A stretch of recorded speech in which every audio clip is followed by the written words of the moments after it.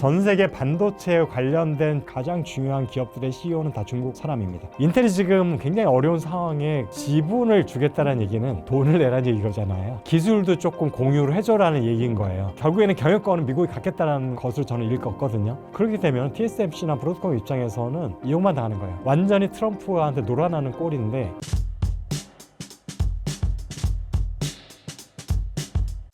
인텔의 새 CEO가 취임했습니다. 어떻게 보시나요?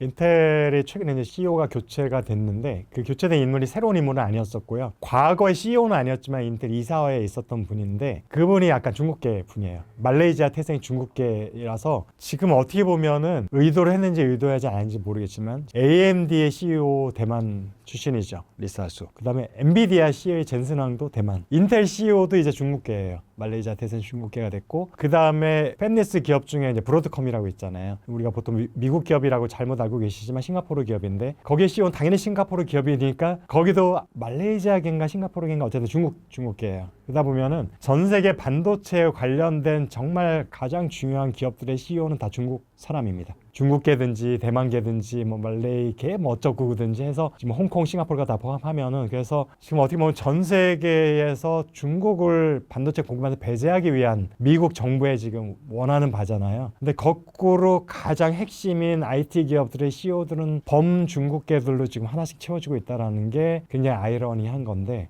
이걸 트럼프 씨가 알고 있는지 모르고 있는지 모르겠습니다. 어쨌든 그래서 지금 인텔마저도 어쨌든 중국계의 분이 CEO로 들어가게 됐는데 이분이 과거 이사회에 있다가 이제 나오게 됐던 배경이 인텔의 문제를 좀 정확히 짚고 우리는 정말 강한 개혁이 필요하다라는 걸 주장했던 분인데 인텔의 당시 이사회라든지 이제 최고 경영자는 그런 말을 듣기가 좀 싫었던 거죠. 그래서 이사회에서 나오게 됐는데 지금 상황은 어떻게 보면은 그런 극약 처방이 아니면 인텔이 생존하기 어렵다라는 공감대가 있는 상황이라서 과거에 본인들이 내쳤던 분을 다시 CEO로 과거에는 그냥 이사 중에 한 분이었는데 이제는 아예 CEO로 영입을 한 거고요. 이렇게 되면 인텔이 과거에 그분이 어쨌든 해줬던 발언들이 있기 때문에 상당히 강한 개혁의 드라이브를 걸 거라는 기대가 있고 그 개혁 중에 과연 파운더리를 어떻게 생각할지 부분이 지금 아직은 저희가 듣지를 못했어요. 미래 어떻게 운영하겠다는 것들을 포부를 듣지 못했는데 파운드를 접겠다가 나올 수도 있고 극단적으로 그다음에 정말 뭐 미국의 그 백악관에서 원하는 TSMC와 제휴 쪽으로 갈 수도 있는 거고 아니면 극적으로 본인의 노하우를 살려가지고 트럼프를 TSMC를 위협할 수 있는 인텔을 대항마를 만들겠다라는 포부일 수도 있는데 이거는 이제 조금 지나 보면은 본인의 이제 계획을 발표를 하겠죠. 어떤 전략을 가지고 인텔을 개혁을 해서 다시 우량 회사를 만들겠다라는 것들 이게 나올 수밖에 없으니까 투자자들하고 이제 IR 쪽에서 나올 수밖에 없거든요. 그래서 그 부분을 조금 궁금해하는 부분이기도 하고요. 그래서 어쨌든 인텔의 입장에서는 뭔가 전임 회장이 파운더리를 확대하면서 망가졌던 것들을 CEO 교체 카드를 통해 가지고 이제 전기를 마련하고자 하는 이사회의 결정이 있었는데 이 카드가 정말 잘된 카드인지 아니면 그다지 효과가 없는 카드인지를 우리가 좀 지켜봐야 될 것 같습니다. 트럼프가 인텔 살리기에 나섰는데 현재 인텔 상황은 어떤가요? 트럼프 대통령의 속내를 제가 지금 개인적으로 만나보지 않아서 정확히 읽기는 좀 어려운데 둘 중에 하나인 것 같아요. 이 사람이 반도체를 아무것도 모르는구나라는 반응이 하나. 만약 반도체 사람을 다 알면서 그렇게 한다면 진짜 고도의 지략가구나라는 두 가지 판단이 지금 엇갈려서 지금 제 마음속에 있거든요. 근데 반도체 시장 진짜 모르는 것일 수도 있다라는 생각은 인텔을 지금 제조 부분과 설계 부분을 쪼개가지고 제조 부분은 TSMC 쪽에서 운영을 좀 해주고 그 다음에 설계 부분은 뭐 작년에는 퀄컴이 언급이 됐었는데 최근에 이제 브로드컴이 언급이 막 되고 있거든요. 그렇게 되면은 방금 전에 제가 했던 말씀을 잘 얘기해 보면 TSMC 범중국계 회사와 CEO, 브로드컴도 범중국계 기업과 CEO, 미국의 상징적인 반도체 회사를 쪼개서 중국에 넘겨주겠다. 중국 반도체 생태계를 무너뜨리겠다라는 대통령이 전혀 지금 모순적이거든요. 그래가지고 지금은 만약 그렇다면은 이 사람이 진짜 반도체를 아무것도 모르는구나. 브로드컴이 정말 미국 회사라고 알고 있구나. 라면 진짜 반도체를 모르고 있다라는 것이고요. 이미 브로드컴이 이제 중국계 계열, 엄밀히 말하면 싱가포르 기업이지만 이런 걸 다 알면서도 지금 고도의 정치적인 술수를 한다라면은 정말 지략가이고 그렇게 되면은 잘못하면은 TSMC나 브로드컴은 트럼프에게 완전 휘둘려가지고 그냥 손발이 되어서 다물만 빨리고 나중에 내팽겨질 가능성이 높다. 두 가지 가능성이 지금 존재하고 있어서 어느 쪽인지는 현재로서는 제가 판단하기 좀 어렵고요. 근데 어쨌든 TSMC나 브로드컴 혹은 뭐 퀄컴 언급되고 있는 기업들 입장에서 보면은 인텔이 지금 굉장히 어려운 상황에 거기에 사실은 지분을 주겠다는 얘기는 돈을 내라는 얘기잖아요. 니네 자금을 일단 내고 기술도 조금 공유를 해줘라는 얘기인 거예요. 하면서 결국에는 경영권은 미국이 갖겠다는 것을 저는 읽었거든요. 그렇게 되면 TSMC나 브로드컴 입장에서는 이용만 당하는 거예요. 내 돈 내고 기술 다 전수해주고 나중에 지분 도로 뺏어갈 거거든요. 인텔이 살아나면 지분 다시 회수할 거라는 게 거의 분명해서 완전히 트럼프한테 놀아나는 꼴인데 제가 볼 때는 그거를 이미 읽고 있는 것 같아요. 그래서 TSMC가 최근에 $1,000억 투자 얘기가 나왔잖아요. 미국 공장을. 그 얘기가 자꾸 인텔 인수 얘기가 나오니까 나 대신에 이만큼 돈을 내고 투자할 테니까 그건 좀 나한테 강요하지 말아줘라는 뉘앙스가 좀 읽혔고요. 지금 퀄컴이나 지금 브로드컴 같은 경우는 TSMC만큼의 압력은 아직 없다 보니까 공식적인 논평은 나오지 않고 있는 상황이라서 그 기업들을 어떻게 대처할지는 좀 더 지켜봐야 될 것 같습니다. 결과적으로 제가 볼 때는 인텔을 쪼개서 대만과 싱가포르에 주겠다라는 생각은 절대 아닐 거라 생각이 돼서 외국 기업들을 잘 활용하고 나중에 인텔을 살리고 나면 팽하겠다라는 의도로 저는 보고 있습니다. TSMC가 인텔을 인수한다면 인텔에겐 호재인가요? 악재인가요? 만약 트럼프 대통령이 원하는 100%로 가면 호재죠. 그러니까 자금이 들어오니까 경영난을 타결하고 본인이 지금 설계에서 AMD에 조금 밀리고 있고 제조에서는 TSMC에 밀리고 있는 상황에서 사실은 잘하고 있는 기업들을 어떻게든 지분율이 한 20% 이렇게 주면은 최소한 이사 한 자리 정도는 줘야 되잖아요. 그래서 어쨌든 그 정도는 출혈을 감소하더라도 자본을 좀 받아올 수 있고 그다음에 어차피 이사에 들어오면 어느 정도는 사실 기술적인 이점을 얻을 수밖에 없잖아요. 그래서 그런 부분을 또 요구할 것 같고 백악관에서도 그렇고 나서 나중에 경영권을 뺏기지 않고 좀 더 높일 수 있다라면 인텔의 입장에서는 호재인데 하나 이제 저희가 이제 또 다른 거 생각하는 거는 TSMC 정도 되는 능구렁이가 백악관이 원하는 대로 움직여 줄까? 그다음에 브로드컴이라는 회사가 원래 미국 기업이에요. 브로드컴은. 그런데 2015년에 싱가포르의 기업인 아바고라는 기업이 인수를 한 거거든요. 근데 우리가 요건 좀 설명을 해드릴게요. 왜 다 언론에서 미국 기업이라고 하는데 이주환 박사는 싱가포르 기업이라고 얘기를 하지 혼동스럽다라는 분이 있을 것 같아서 이제 브로드컴이 인수가 되는 와중에 브로드컴도 미국의 사실 상징적인 반도체 기업이잖아요. 통신 칩 점유율 지금도 1위니까 AP 시장 점유율도 1위고 그런데 이게 그것도 다른 나라도 다른 미국도 아닌 유럽도 아닌 싱가포르 기업 범중화권 기업에 인수되는 것에 대해 반발이 많았습니다. 정치권에서도 반대했고 언론에서도 반대가 많았고 이렇게 되면은 이게 독과점 이슈, 공정거래 이슈 해가지고 이게 승인에 떨어질 가능성이 좀 낮아요. 합병 자체가 무산될 가능성이 높다 보니까. 근데 아바고의 회장이 지금 사실은 브로드컴의 회장이에요. 판 회장인가요?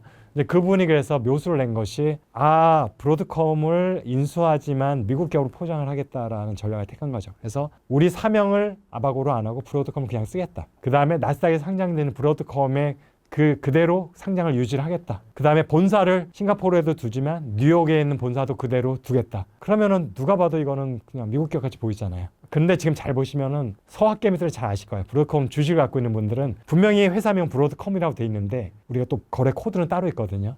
아바고라고 돼 있어요. 눈썰미에 있는 분은 왜 브로드가 아니고 아바고일까? 주인이 아바고라는 것들은 코드명에서 나오고 있는 거죠. 그래서 지금 현재 CEO도 과거 브로드컴의 CEO가 아니라 아바고의 CEO가 겸해가지고 그냥 통합 CEO를 하고 있는 거고요. 인수했으니까 가능한 거잖아요. 주인이 누군지가 확연하게 드러나는 부분이고 그래서 이제 브로드컴 미국 기업이 아니다라는 것들을 다시 한번 설명을 드리면서 어쨌든 이런 부분에 있어서 인텔의 지금 이런 부분을 TSMC가 호락호락하게 과연 브로드컴도 그렇고 호락호락하지 않은 인물들이잖아요. 싱가포르 기업이 굉장히 큰 미국의 상력 기업을 인수할 수 있었고 그 인수의 묘책으로 미국같이 포장을 해서 나중에 상장돼서 미국 대통령도 미국 기업으로 착각하고 있을 정도로 하면서 실속은 다 챙기고 있는 이런 능구렁이 같은 인물들이 과연 트럼프도 능구렁이긴 하지만 쉽게 놀아날 것 같지는 않다는 생각이 있어서 과연 백악관이 원하는 대로 움직여주지 않는다면 잘못하면 인텔이 나중에 생존되고 나서도 오히려 TSMC와 브로드컴이 지분율을 오히려 높이는 전략을 가버리면 용사항증자를 이런 식으로 하는 식으로 해서 그러면 인텔은 인텔이지만 거기에 보드진의 상당수가 지금 다른 기업들에서 보낸 사람 채워져 버리면 인텔이 CEO가 만들어 할 수 없는 구조가 돼버리거든요. 이렇게 되면 사실은 백악관이 원했던 구조가 아닐 수도 있는데 어쩌겠어요. 그때쯤 되면 트럼프는 이미 임기가 끝냈을 텐데 대놓고 이제 대통령의 압력을 대할 수는 없을 거예요. 아 너네 지분 팔아 뭐 너네 이렇게 할 수 없을 거거든요. 다른 대통령이 왔을 때는 그게 변수가 있습니다. 지금 사실은 바이든 행정부도 그렇고 지금 트럼프 1기, 2기 다 보면 공통적으로 그거는 조금 이해를 하셔야 돼요. 지금 보면 칩스법이랑 IRA법이 지금 핫 이슈잖아요. 바이든 정부 때 법이 통과돼가지고 이제 보조금들 다 이미 받은 데도 있고 지금 아직 못 받고 기다리고 있는 데도 있는데 지금 그걸 다 없겠다라는 얘기가 나오고 있는 거잖아요. 근데 공통적으로 보조금을 주든 보조금을 없고 관세를 먹이든 지금 미국의 정치 지도자들이 노리는 것들은 미국 기업의 점유율을 높이자라는 아니에요. 미국이라는 약간 지정학적인 그 다음에 국제법상인 영토 안에 미국의 영토 안에 2차 전지와 반도체 같은 핵심 산업들 공장을 만들겠다라는 거거든요. 그러니까 거기에 굳이 미국 기업이 아니어도 상관이 없어요. 미국의 입장에서는 공급망의 안정화라는 것, 제조업의 공공화라는 게 지금 미국의 고민거리이기 때문에 그것이 공장이 있으면 되는 거예요. 대만 공장이든 한국 기업 공장이든 뭐 싱가포르 공장 상관없이 지금 미국의 문제가 공장이 없다 보니까 심지어는 미국 제품조차도 공장이 해외에 있잖아요. 이게 결국에는 다시 물류를 통해서 미국을 건너와야 돼요.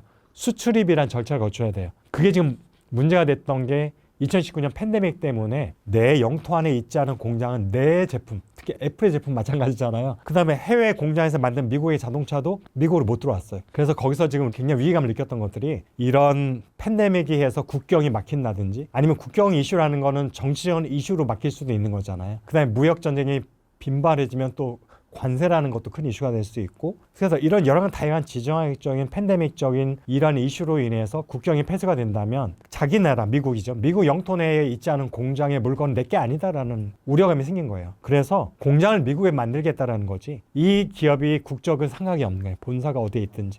CEO가 그러니 어느 나라 국적이 더욱 상관이 없죠. 이 기업 자체의 국적이 상관이 없으니까.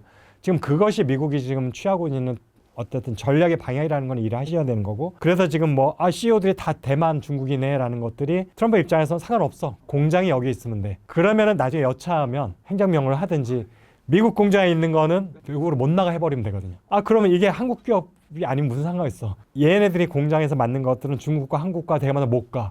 미국 영토 내에서 소비가 돼야 되라는 행정명령 하나만 딱 때려버리면 그냥 미국 기업이 되는 거거든요. 그래서 이제는 제가 미국의 전략이라는 건 특히 정치권의 전략이라는 것들은 지금 그러니까 이것이 어떻게 보면은 전 세계적으로 마찬가지인 거예요. 유럽도 마찬가지고 중국도 마찬가지고 이 기업의 옛날에는 국적과 본사가 중요했어요. 거기에 주로 세금이 갔었고 거기에 대부분의 부가가치 갔기 때문에 지금은 공급망의 확보라는 게 중요한 이슈가 되는 거라서 이 공장이 내 땅 안에 있으면 나중에 여차하면 이것을 다 우리가 우선적으로 공급받을 수 있게 하겠다라는 것이라는 거여서 그게 자동차가 됐든 반도체가 됐든 2차 전지가 됐든 전기차가 됐든 그래서 이런 흐름을 좀 읽으셔야 되는 거고 그래서 지금 왜 멕시코와 캐나다는 미국하고 사실 한 몸이나 마찬가지예요. 경제적으로는 WTO보다도 1년 먼저 나프타가 체결됐기 때문에 그 다음에 지역적으로도 육로로 다 연결이 돼 있잖아요. 그래서 이거 뭐 한 나라를 같이 오는데 왜 관세를 미쳤나 봐 25% 40% 이해를 못했지만 팬데믹 이전에 미국도 그렇게 생각했습니다. 근데 제가 팬데믹을 겪으면서 제가 미국의 수출입을 분석을 해봤어요. 어떤 영향이 있었는지. 미국의 수출입의 가장 대표적인 품목은 자동차거든요.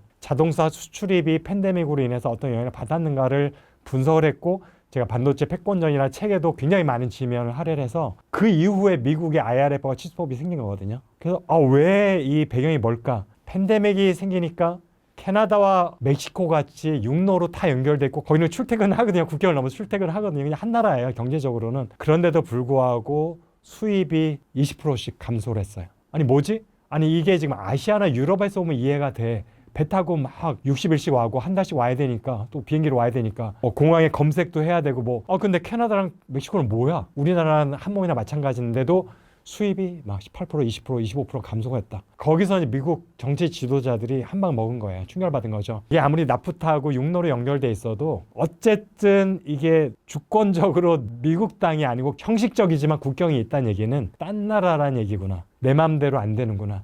결국에는 장벽이 생긴다는 의미구나라는 것을 그때 다시 한번 확인했었고 그 때문에 무조건 미국 땅 안에 미국의 50개 주 안에 있어야 된다는 거예요. 그래서 그런 부분들에 대한 경각심이 생겨서 캐나다와 멕시코조차도 이제 예외가 아닌 거예요. 그래서 이런 최근에 미국의 관세 전쟁의 흐름에서 왜 캐나다와 멕시코? 이해가 안 되는 부분들을 이제는 이해를 하셔야 되는 부분들을 이제 제가 책에서 그런 부분들 자세히 설명해 드렸고 그래서 그 책이 단순히 반도체 책이라고 이해하시면 안 돼요. 정말 지금의 패권 전쟁이라는 게 반도체가 대표적이지만 전 세계적으로 이루어지고 있는 이런 패권 전쟁의 모든 흐름의 근간과 배경을 이해할 수 있는 책이기도 하고요. 미국의 특별히 왜 반도체 2차 전지의 타겟이냐라는 것들도 지금 얘기하지 않겠지만 책에서 한 챕터를 아예 다루어서 수십 페이지에 거쳐서 왜 하필이면 그 두 제품일까라는 부분들도 제가 자세히 다루고 설명을 해놨습니다.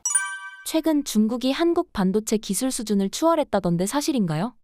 중국이 한국을 빠르게 추월했다라는 얘기는 이제 어제 오늘의 얘기는 아니고 어떻게 보면 2015년에부터 중국의 반도체 굴기라는 어떤 그런 정부 차원에서의 반도체 산업 육성이 본격화됐다고 저희가 이해하시면 될 것 같은데 2015년에 시작되면서 제가 2017년 말에 보고서를 작성한 게 있어요. 중국의 반도체 굴기입니다.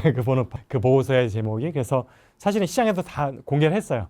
그래서 언론에도 많이 제가 배포를 했었고 그때 사실은 대부분의 이제 증권 섹터에 있는 반도체 전문가들과 언론의 반응들은 너무 과하게 반응한 거 아니냐. 설마 중국이 아무리 돈을 투자한다 하더라도 이만한 기술적인 격차가 있는데 이게 뭐 해결이 되겠느냐, 갭이 축소가 되느냐, 무시해도 될 것 같다라는 반응이 더 많았던 반면에 저는 이제 다른 생각을 했던 거죠. 이제 그런 것들은 어떻게 보면 상당 부분 심리적인 접근인 거잖아요. 돈이 들어간다고 이게 되겠냐라는 것들에 대해서는 저는 철저하게 자본주의 입장에서 분석을 했습니다. 자, 180조 원이 투입이 된다. 지금의 환율로 하면 190조 원이 조금 넘는데 190조 원이 들어갔는데 이 돈을 그냥 다 사람들이 중간에 착복하고 개인적인 치부를 하지 않는 한은 어딘가에 돈이 들어갈 거잖아요. 결국에는 돈은 언젠가는 공장으로 치환이 되겠죠. 어느 부분은 어떤 인력으로 치환이 되겠죠. 뭐 어떤 부분은 인프라로 치환되고 어떤 부분은 설계 역량과 IP 이것도 되게 중요하잖아요. 기술을 확보하기 위해서는 유형의 재산 못지않게 무형의 재산이 필요하니까 어쨌든 그런 IP 같은 무형의 지적 재산권을 확보하는 데 또 돈이 들어가겠죠. 어딘가로 들어갈 건데 이것들이 결국에는 10년 동안 190조 원이라는 돈이 들어가게 되면 당시에는 이제 180조 원 제가 분석을 했었지만 결국에는 그게 다 반도체 생태계로 모습으로 나타날 것이다. 다시 말하면 칩의 형태로 나타날 수밖에 없다. 물론 그 부분에 손실되는 부분이 있겠죠. 왜냐하면은 기술적인 약한 부분이 있으니까 러스가 발생할 수 있는 부분이 있고 중국의 산업 생태계가 또 약간은 자본주의 체제보다는 취약한 부분이 있다 보니까 약간 부조리가 조금 있을 수 있는 부분도 있다.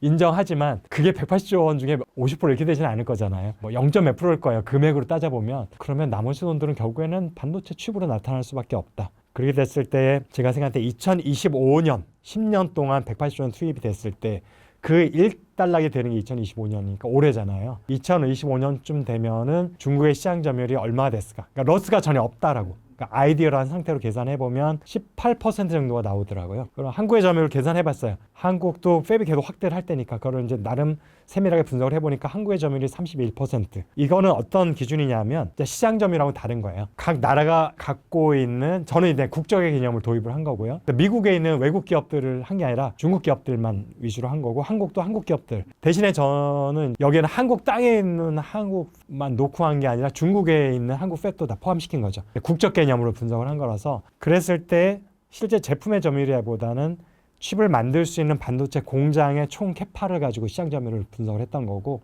최근에는 이런 식의 분석도 많이 하더라고요. 트렌드포스 같은 곳에서도. 그랬을 때 중국의 점유율이 18%가 나왔고 2025년 됐을 때 한국 점유율 31%가 나왔어요. 여전히 1위는 한국으로 나왔었는데 근데 조금 혼동되는 게 있죠. 최근에 본 트렌드포스에서 보면은 선단 공장의 미국 점유율이 뭐 50%, 70% 이렇게 나오는 건데 그거는 다 공장 기준입니다. 제가 여지껏 설명드렸던 미국에 있는 공장이 TSMC든지 삼성전자든지 인텔 상관없이 이걸 다 미국으로 점유율을 잡았을 때 나오는 거예요. 그래서 지금 이거 국적으로 잡을 거냐 영토 내에 있는 그냥 모든 공장을 잡을 거냐에 따라서 기준이 달라집니다. 그래서 제가 했다는 건 국적 개념의 점유율인데 중국 로컬 기업들의 점유율이 최대 18%가 될 수 있다. 근데 이건 최대치이기 때문에 여기에 전제는 가동률 100%, 그 다음에 여기에 수율 100%란 전제한데 분명히 수율과 가동률 100%일 수가 없어요. 그러니까 여기서 확 깎아야 되는 거예요. 그래서 18%보다 많이 깎아서 많이 잡으면 뭐 10% 내외까지도 될 수 있다라는 얘기였었고 한국 같은 경우는 굉장히 높잖아요 지금. 그러니까 한국 같은 경우는 많이 깎이지 않는다는 거죠. 35%에서 이렇게 제시를 했던 건데 당시에 많은 분들이 다 여기에 대해서 반대를 했죠. 반대를 했고 이전 박사가 당시 팬이긴 했지만 이건 아닌 것 같아 이런 피드백도 많이 받았었는데 최근 들어서 제가 아닌 객관적인 제3의 시장 분석하는 기관들에서 많은 비슷한 리포트가 나오기 시작했죠. 중국의 점유율이 올해 연말쯤 되면 연간은 아니겠지만 분기 점유율은 뭐 D램만 놓고 보면 15%도 될 수 있다라는 게 대만의 조사기관에서 나왔었고 제가 정말 15%가 될지 모르겠어요. 왜냐하면 작년 4분기까지만 하더라도 중국 업체 중에 사실은 그 정도 점유율이 높은 기업들은 아직까지 눈에 보이지는 않았었는데 물론 업체 수가 많긴 하죠. 그래서 탑 10 안에 들지 못하지만 기업의 수가 많으니까 다 모으면 좀 높아질 수도 있는데 올해 연말에 과연 그게 15%까지 높아질 수 있을지는 잘 모르겠습니다. 근데 그런 트렌드포스 같은 경우는 저도 굉장히 그 데이터들을 그쪽 걸 가장 많이 보고 있어요. 제가 그러니까 참을 좋아하는 세계 대표적인 외국 기관 중에 하나거든요. 트렌드포스하고 세미라는 곳하고 TSMC라는 세 곳이 가장 공신력이 있어서 그곳의 홈페이지를 자주 보면서 리포트를 참조하고 있기도 하고 물론 그들의 리포트를 100% 믿지는 않습니다. 제가 직접 분석하는 것과 맞추면서 방향성 같은 것들을 참고를 할 때가 많이 있고요. 그래서 어쨌든 중국에 대해서는 1, 2년 전만 해도 관심이 없었잖아요. 중국의 메모리 근데 지금은 공신력 있는 기관조차도 중국이 빠르게 따라왔고 조만간 점유율이 이렇게 높아질 수 있다라는 그런 발표가 나오는 걸로 봐서는 이제는 더 이상 미래 먼 얘기가 아니고 마침 제가 이론적으로 10몇 %가 될 수 있다고 했던 해가 올해잖아요. 근데 마침 해외 기관에서도 올해 연말을 잡고 있다 보니까 당시 제가 분석했을 때는 동조 세력이 없어서 조금 외로웠는데 최근에는 중국에 대한 재평가가 이루어지고 있구나라는 부분들이 있고 이거는 이제 사실 규모에 대한 부분이잖아요. 근데 어떻게 보면은 중국이 얼마나 많이 따라왔냐 얘기할 때 규모 플러스 기술 수준도 같이 봐야 되다 보니까 기술 수준은 조금 얘기를 말씀드려 볼게요. 사실은 저희들이 파운드리 관련해서는 조금 이제 먼저 중국에 대한 부분도 언급이 있었는데 디테일하게 보면은 분기별로 이제 트렌드포스에 마찬가지로 그 발표하는 기관도 전 세계 파운더리 기업 중에 탑 10 기업의 리스트업을 합니다. 그걸 이제 분석해 본 시장 점유율, 뭐 매출, 뭐 성장률 다 나오거든요. 근데 10개의 파운더리 탑 10 기업 중에 놀랍게도 중국 기업이 3개가 들어 있습니다. 3위 기업, 6위 기업, 9위 기업이 중국 기업이고요. 그래서 제가 볼 때 이게 올해 연말쯤 되면은 점유율이 더 높아졌을 것 같아요. 중국 기업들이. 그런데 그 높아지는 거는 기정사실입니다. 왜냐하면은 중국 기업들이 이전에는 설계를 직접 하고 TSMC한테 물량을 맡겨서 칩을 만들었는데 미국 때문에 그걸 못하니까 그러면 이걸 누구한테 맡기느냐? 1차적으로 중국 기업한테 맡깁니다. 그래서 아까 이제 초반에 보면은 삼성전자가 약간 이제 레거시 부분에 있어서 중국 기업들을 타겟팅하고 있는 움직임이 보인다라고 이제 얘기했던 것들이 이제 틈새 시장을 노리자라는 건데 1차적으로는 중국 기업한테 갈 가능성이 높고요. 그래서 그러다 보면은 시장 점유율은 높아질 수밖에 없는 거죠. 왜냐하면 TSMC는 막강하게 그냥 계속 유지를 하고 있는데 인텔, 삼성전자는 사실 치고 올라가지 못하고 있고 UMC나 글로벌 파운더리가 사실은 탑5를 구성하고 있는 다른 기업들인데 점유율이 좀 낮아지는 추세예요. 그러다 보면 결론은 삼성전자 낮아지고 있잖아요. 그럼 높아지는 기업들은 TSMC하고 중국 기업밖에 없는 거예요. 그래서 중국 기업들이 세 기업을 합친 게 3분기까지는 삼성전자보다 낮았어요. 삼성전자가 9.3%, 중국 3사를 합치면 9.1%. 그런데 4분기가 되니까 중국 3사 합치니까 9%, 삼성전자 8.1% 역전이 됐습니다.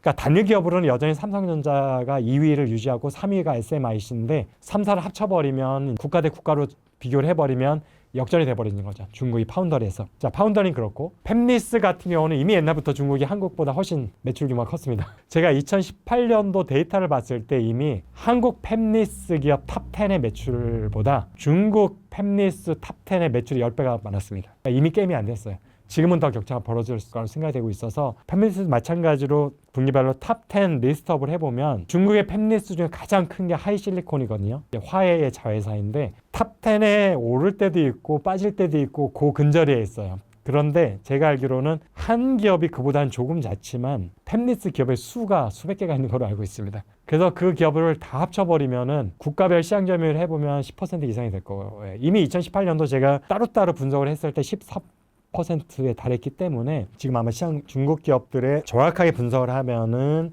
팹리스 국가별 시장 점유율 중국 기업률은 한 15% 이상이 될 거라고 저는 생각이 되고 있어서 한국 시장 점유율은 팹리스 시장 점유율 아마 없을 겁니다. 0점 소수점이라고 될 거라고 생각이 되고 있어서 팹리스는 이미 완전히 기울어져 있는 상황이고요. 유일하게 한국에 앞서 있는 게 이제 IDM 쪽인 거예요. 결국에 메모리인 거죠. 그래서 로직 같은 경우도 레거시 쪽은 중국이 잘하고 있고 선단은 한국이 잘하고 있고 그 부분은 이제 조금 시장에 따라 달라지는데 디램과 낸드만큼은 아직까지는 한국 기업이 우세한 부분 이긴 한데 이제 궁금해하는 거는 앞서는 건 확실해. 다른 거는 이미 역전이 됐고요. 유일하게 앞서고 있는 메모리 쪽에서 격차가 얼마나 좁혀지고 있느냐. 그 다음에 따라잡힐 거냐 말 거냐.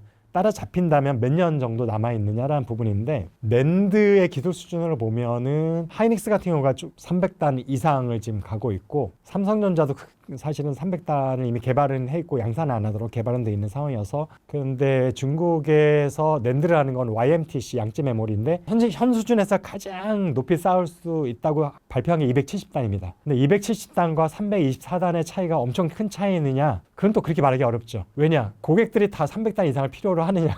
그럼 고객단은 나는 250단만 돼도 충분해라는 고객이 있다면 가격이 훨씬 싼 중국 제품을 살 유의는 충분한 거죠. 그래서 중국이 아직까지 시장 점유율 뭐 유협할 정도의 수준은 아니에요. 양지 메모리가. 그렇지만 많이 쫓아왔다라는 건 우리가 피부로 느낄 수가 있는 거고 D램 같은 경우에 한국 기업들은 우리가 보통 뭐 세대를 얘기를 하잖아요. 그래서 D램 이제 5세대가 현재 가장 선두 기업들 메모리 3, 4가 5세대 1B라는 표현을 우리가 쓰고 있는 건데 그게 아마 12나노, 13나노 정도의 기술이라고 보시면 될 것 같고 중국 기업들은 16에서 18나노 정도 기술까지는 가능한 거로 보고 있습니다. 양산이. 그래서 보면은 18에서 16나노면 세대로 하면은 D램 1세대, 2세대 정도고 우리는 5세대니까 3세대나 차이가 나니까 굉장히 많은 차이가 난다. 왜냐하면은 우리는 2세대 양산한 지 5년도 넘었거든요. 5, 6년이 되거든요. 그래서 그걸 보고 격차가 5년 이상이다라고 말씀하시는 분들이 있어요. 근데 그게 맞는 표현일까? 5년 전에 2세대를 했다고 해서 지금의 격차가 5년이라고 말할 수 없다라는 거예요. 왜냐하면은 그러면 5년 전만큼의 속도로 우리가 기술이 그럼 빠르게 그럼 앞서가고 있느냐? 그랬으면 우리가 지금 아마 10나노 밑으로 내려가 있어야 된다라는 거죠.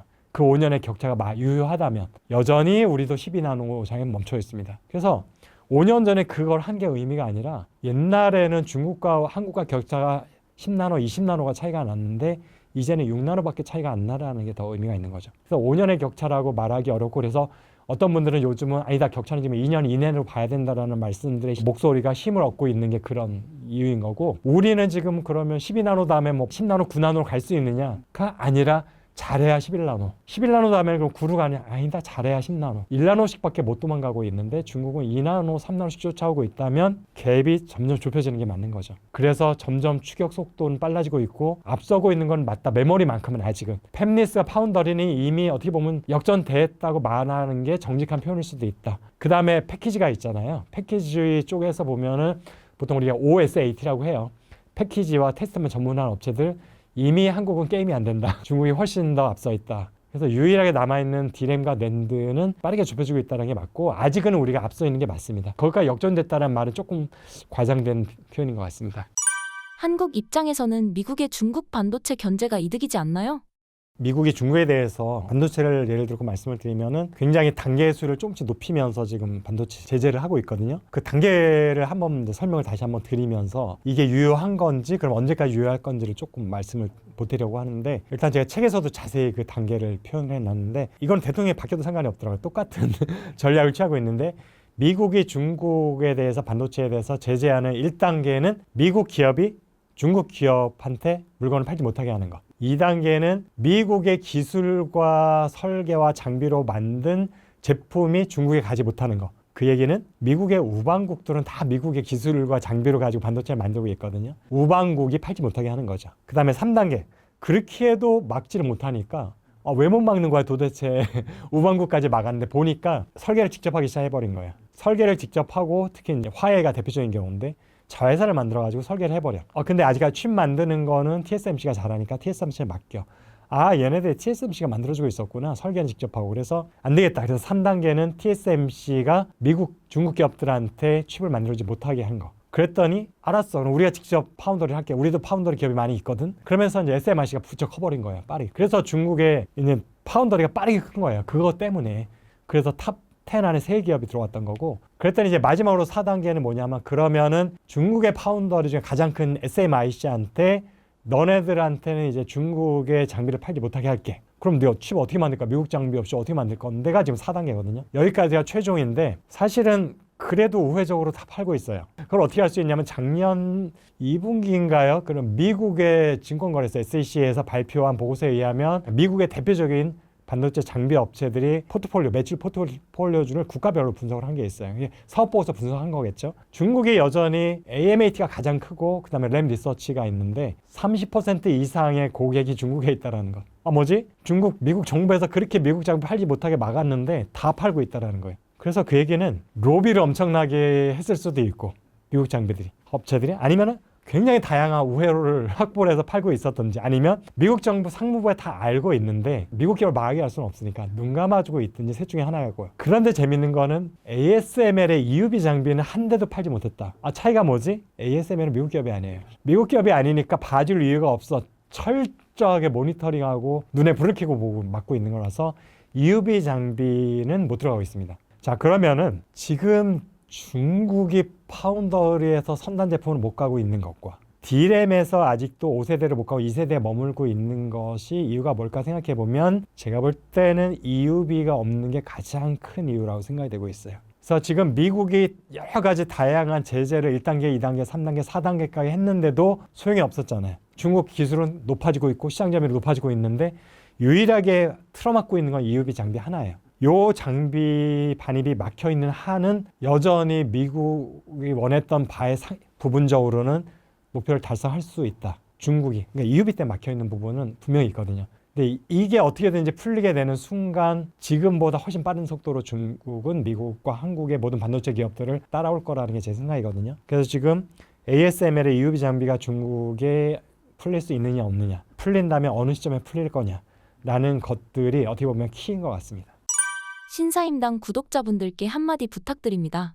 그래서 한국 반도체 기업들이 여전히 제가 볼 때는 기술력도 있고 그다음에 여러 가지 노하우들도 있고 해서 현재 지금 메모리는 압도적으로 한국 기업들이 우세를 하고 있고 전체 반도체 시장에서도 한국 기업을 빼고는 돌아가지 않잖아요, 생태계가. 그런데 과연 10년 후에도 이게 가능할 것이냐라는 것들이 사실 저의 고민이었었고, 다시 책 얘기를 해서 죄송하지만 그 책에 제가 부제를 좀 파격적인 제목을 10년 후 한국 반도체는 살아남을 수 있을까? 패권 전쟁이라는 거는 이해, 오케이, 다 피부로 느끼고 있으니까. 근데 왜 10년 후 한국 반도체 생존을 언급을 했지라는 부분에 의아할 수 있는데, 제가 그렇게 보는 건 한국 기업은 여전히 반도체는 메모리 위주이다. 근데 메모리 시장이 언제까지 지금같이 고성장을 할 수 있을까라는 것들을 어떤 산업이든지 특히 IT 산업은 성장 사이클이 굉장히 명확하게 그려지거든요. 메모리 같은 경우에 그러면은 더 이상 성장하기 어려운 변곡점이 언제쯤 올까를 제가 굉장히 오랫동안 고민하고 분석했을 때 10년 이내에 온다라는 결론을 얻었습니다. 그래서 그 10년이 오기 전에 현재의 메모리 의존도를 낮추고